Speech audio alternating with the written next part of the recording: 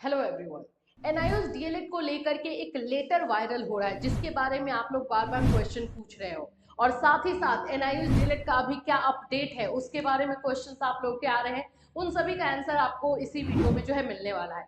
NIOS DElEd से related कल बहुत दो इम्पोर्टेंट जो है सुनवाई होने वाली है, उस पर भी हम बात करेंगे कौन कौन सी जो है सुनवाई है और इसमें और क्या क्या चीजें निकल कर आ सकती है उस पर भी बात होगा।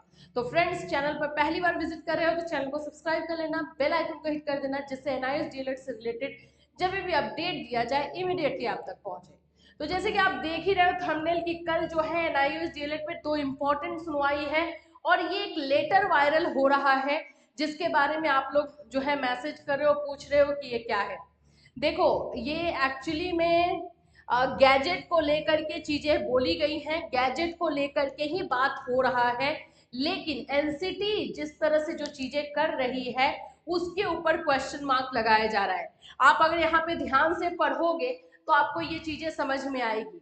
सबसे पहले तो मैं एक बात बता दूं कि आरटीआई से जब मैसेज करके ये पूछा गया था कि पब्लिश क्यों नहीं हुआ, एनसीटी से पूछा गया था कि एनआईओएस डीएलएड को लेकर के गैजेट से के बारे में क्या जो है डिसीजन है या पास हुआ है या नहीं, तो एनसीटी ने भी यही जवाब दिया था कि उसको जो है पास करने के लिए भेज दिया गया है पोस्ट से, ये वो कर दिया गया था।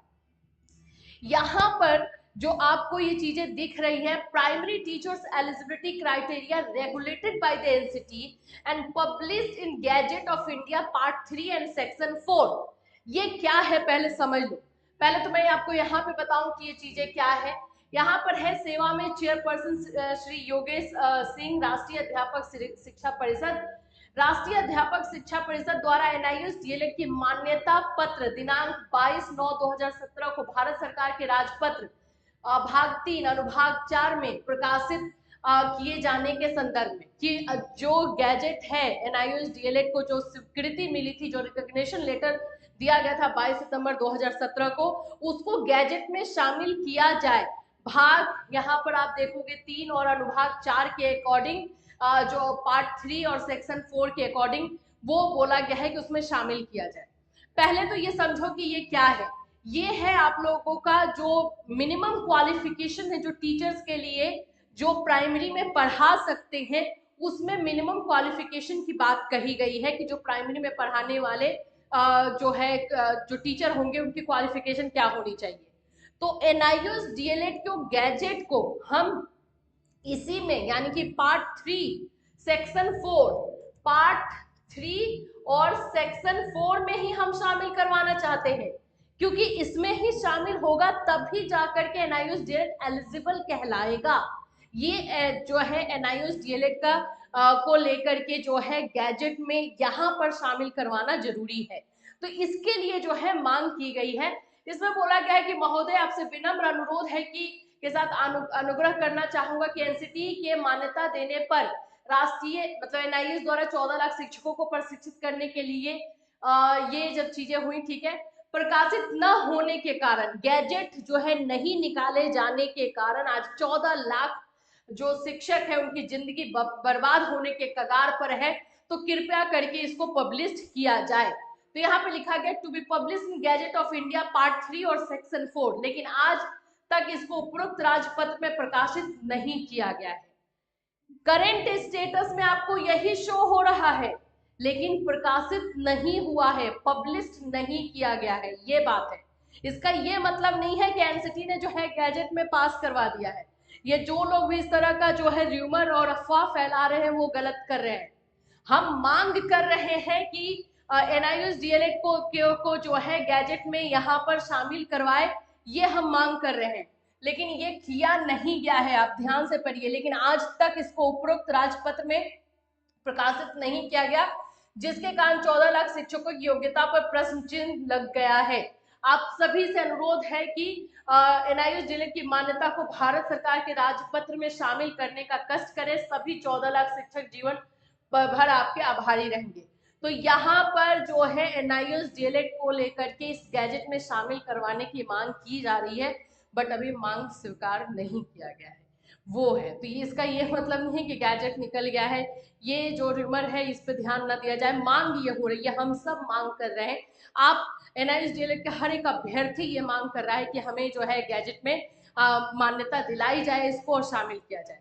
तो यहाँ पर जो पार्ट 3 और सेक्शन 4 की बार बार बात हो रही है, या पार्ट 3 और सेक्शन 4 मिनिमम क्वालिफिकेशन को लेकर के है, जो प्राइमरी एजुकेशन के लिए है। ठीक है, क्लियर हो गया होगा।